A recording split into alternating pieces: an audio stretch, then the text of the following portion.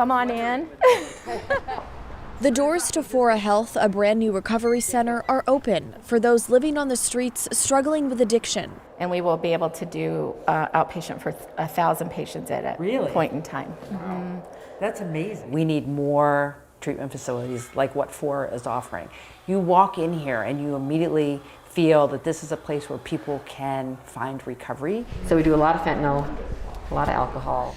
Democratic nominee Tina Kotek was joined by former New York Times columnist Kristof as they saw firsthand the impact this facility is having on the state's addiction crisis. I think it's a national scandal that we were losing 250,000 Americans a year to overdoses and alcohol, to addiction, 250,000, and that our response is so pathetic. Kristof, who grew up in Yamhill County and attempted his own run for governor before being ruled ineligible, is now backing Kotek because he believes she's the progressive candidate Oregon needs. Look, Oregon faces huge challenges, and I want a governor who can work really seriously to address those challenges.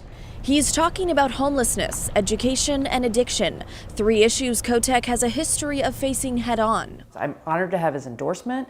We have to work on these things together.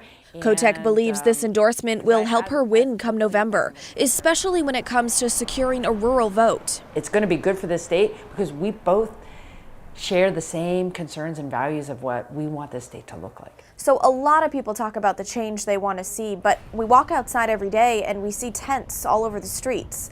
So what is it that you're really going to do to try and incite change if elected?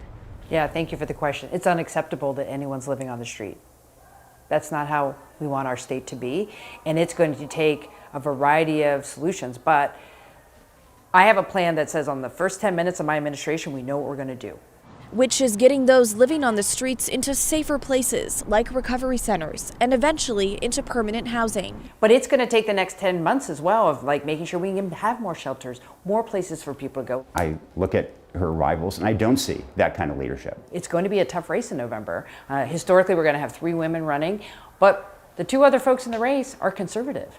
They are not as interested in raising up the opportunity for every Oregonian to be successful. Up next for Kotek, she plans to work alongside Kristof these next few months ahead of November to instill hope in Oregonians and fight for a brighter future. In Southeast Portland, Blair Best, KGW News.